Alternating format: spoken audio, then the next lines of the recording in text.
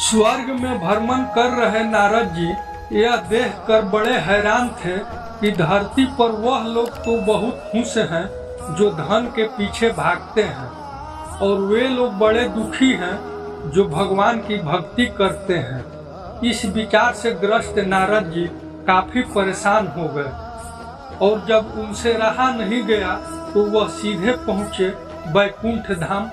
इस प्रश्न का समाधान पाने के लिए भगवान विष्णु के पास नारद जी जैसे ही भगवान विष्णु जी के धाम पहुँचे, भगवान विष्णु उनके मन की बात पहले से जानते थे। विष्णु भगवान ने नारद से कहा, चलो धरती लोक पर चलते हैं और आपके प्रश्न का समाधान पाते हैं। दोनों साधु के भेष धारण कर धरती लोक पर पहुँचे।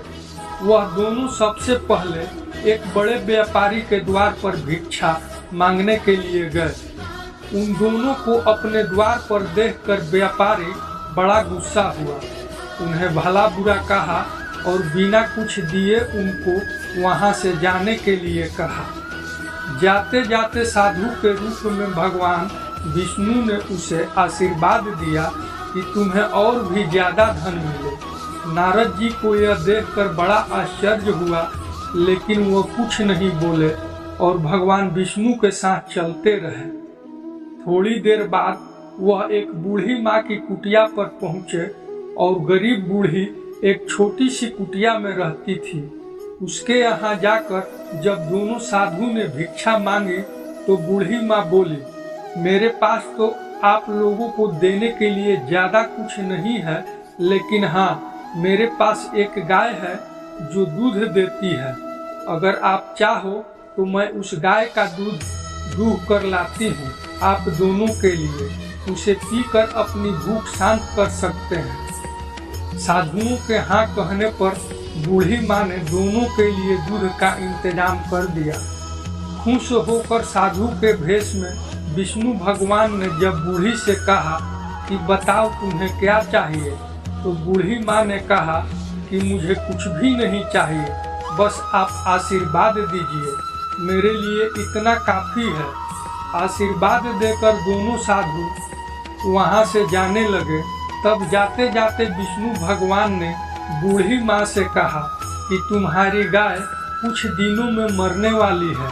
वहां से थोड़ा आगे जाने पर नारद जी बड़े परेशान हो गए और विष्णु भगवान से बोले, यह कैसा न्याय है भगवान आपका?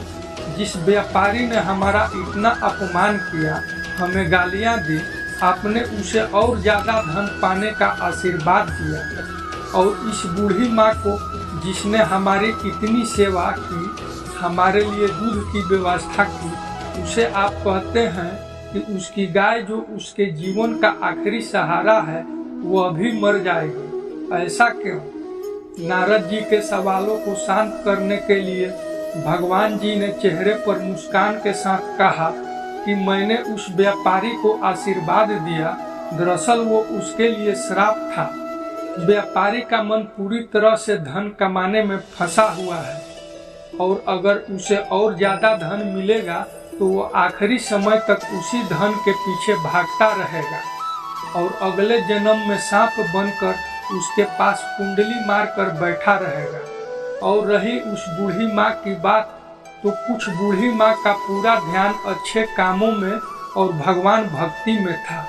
हाँ, सिर्फ थोड़ा सा मन उसका उस गाय में अटका हुआ था, और वह अपने आखिरी समय में उस गाय के मुंह में यह चिंता करती रहती थी कि उसके जाने के बाद इस गाय का क्या होगा, क्या कोई उसे हानि पहुंचाएगा या मार डालेगा, और वह पूरी तरह से मुक्त नहीं हो पाती। बस यही कारण था कि मैं चाहता हूँ कि आखिरी समय में उसका ध्यान पूरी तरह मेरी तरफ रहे, ना कि इस गाय की तरफ। भगवान विष्णु के समझाने के बाद और इस पूरी घटना के बाद नारद जी का मन पूरी तरह से शांत हो गया, और वह खुशी खुशी स्वर्ग लोक लौट गए। दोस्तों, छोटी सी ये कहानी हमें कहती है कि हमें अपना जीवन अच्छे कामों में समर्पित करना चाहिए, ताकि अंत के समय में भी हम अच्छे कामों के बारे में सोचें और भगवान के बारे में सोचें और इस जन्म मरण के बंधन से मुक्त हो सके।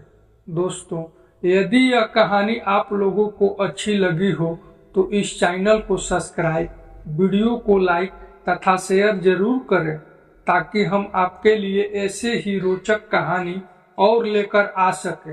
अंत तक बने रहने के लिए आप लोगों को बहुत बहुत धन्यवाद।